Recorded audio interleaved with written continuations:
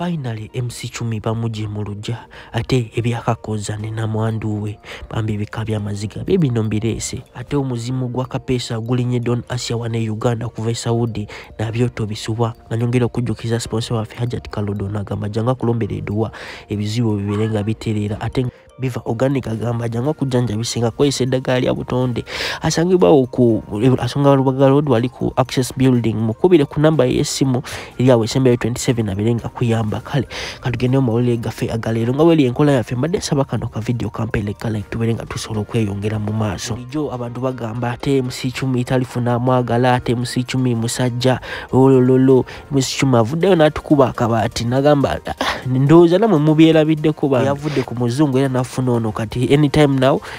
omusajja asubiza okubeera wera video full interview yenjireta anytime from now atenga ye MC Chumi tumuvuddeko Babi Kyagulanyi avuddewo nga bakadama badde bagamba ba house managers no tushagala baita bakadama beta ba house managers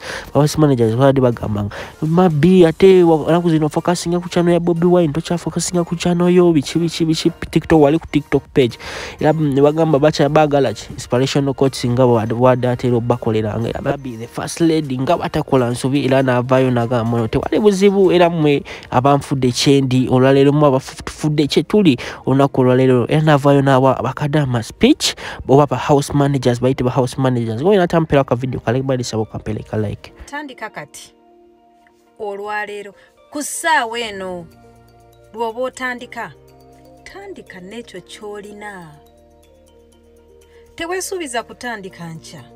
kuba n'enkyo jja gamba nti ojja tandika luddako mukwano nalinda bingi yafundikira tagenze tandika n'ekyo kyolina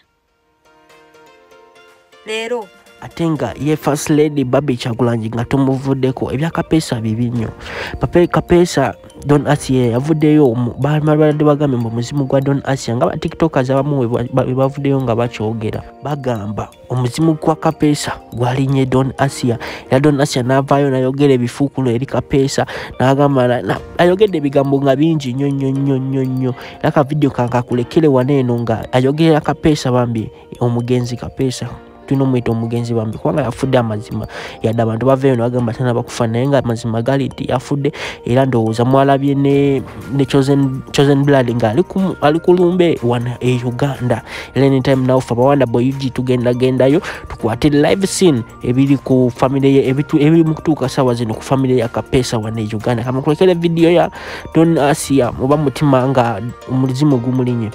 omuzimu gwa Kapesa gwalinye Don Asia negogere ebyama nti Kapesa yali omukwabo abali bagala okutta Don Asia buli babadde muzimu gwennyini kubanga ebigambo Don Asia byayogerako obwogezi ku muntu afudde ku mufu goyinza obyogera nti yali yose naafa mwena bali bagala okunzita mujja kufa mu gwewo buli bwabadde muzimu gwennyini gwabadde gogera ebigambo ebyo gwalinnye Don Asia era tubadde tusaba omuzimu gwa Kapesa guddemu gulinnye Don Asia gubogere bonna abali bagala okutta Doni waffe Asia Bente omuzimu komawo oyogera ebyama byonna lwakuba ekyasiza okuneewunyisa kiri kimu ke kasajja kano kabaka Don Asia Kadoni Muhammad Doni Muhammad kyogamba tokimanyiko nti Don Asia bali bamusse bali bamutidde mu nnyumba ne bamujjako kiwiigi ne bakikanyuga eri gwe tokimanyi kasajja gwe wabula Don Asia nkulabula nti olumba oluli kutta lujja kufa kasajja kano kana kasajja sikakwanoko yadde muludde ebbanga ddene n'okusinziira ku statement yo Doni Muhammad okusinziira ku statement yo kiraga nti ebintu bino bimanyiko kubanga wagambye nti lwaki Don Asia olwanagana n'omufu ku ssaawa eno lwaki tewalwanagana naye nga mulamu kati wali oyagala amwogereko nga mulamu ate nga ebya Kapesa byo tubivuddeko ebyakakoza bibi nnyo namwandu avuddeyo nagenda ku police era nga anytime now but ba bloggers abavayo ne bogereyo amafuukule ku nfa ya Kakoza mbuteya pharmacy obambe baliyo yagambe obamu abaliyo mujja kwogera kubanga kamera zakwata buli kimu era nga bagamba tino adamu okola amawulire nga ayogera amawulire mafuku nfa ya Kakoza anytime now police era nga omukazi ono ayina pepa ya police naye nga baba family ye wani London bagambye bambi namwandu Kakoza bambi komawo waka Uganda kyabika abantu bakutabukidde tebakwagaliza abana Uganda nga omanyi tebatera kwagaliza bamwe amuno komawo linyenyonyo kumewo Era anytime nawe agenda kuddamu alinya ennyonyi ate yo wali e UK nga buli kimu kimaze okutereera bulungi nnyo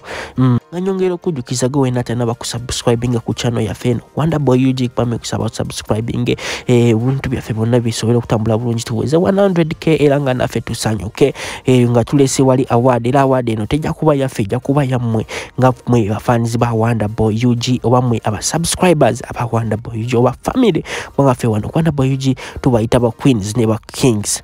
aba Wonderboy UG. Yes, nyambo ntambulize video eno etuuke buli mu group yonna etuuke ku baganda baffe abo aba-applyinga ku mirimu gya World Cup gye nalanga wano egy'emyezi 6 abamu bakola interview era ne basubmitingibwa. So leero ngenda kwogera ku ba security guard kuba we wakyali okusika omugwa. So mwenna mubadde mu birabe biri mu mawulire nti gavumenti ya Uganda yasaba basaponsa bamwe aba World Cup, FIFA World Cup Qatar basasule $3 ku buli mutwe gwa muntu ogugenda okola Qatar. Just imagine abawalabu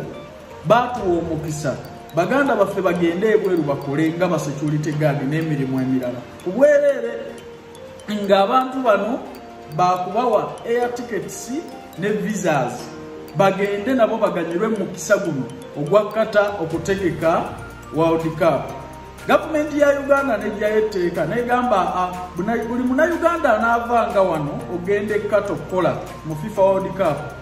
Sponsor we ye government ya Qatar ewe government ya Uganda $3 ku buli mutwe. Ekiwulira bulungi. So Qatar negamba naye abantu bano baliko ekikyamu tubabadde okukisa abantu bawe bajje wano Qatar bakole ate tuteekeko n'okubawa sente weewaawo babala $3 naye bw'omaliriza process ey'okusasulira buli muntu teziri $3 zokka. Okutegera bulungi tukyali mu kusika muguwa twakanoonya minisita wa Labour Betty Amongi kati tugenda mu weeks 2 nga tumunoonya ku nsonga eno kumulambululira omugaso okuli mu bantu genda Qatar okola mu World Cup tetumulaba. Okitegera bulungi. So omulimu guno gukyali staff naddala kuba security guard naye abalala process zitambula. Ekyokubiri tubeere bagumiikiriza kubanga tugenda kulwana okulaba nti gavumenti etegeera omuntu ogenda okukola nga security guard mu FIFA World Cup. Lwaki ate omuwalabu amuwadde omukisa agendera obwerere ate era bamukyajinga akasente. Kati olaba nti abantu bano abatwala abakozi mu FIFA World Cup bali Kenya baba na Kenya batandise n'okufuna visa zaabwe naye wane Uganda nti buli omu ayagala okulya.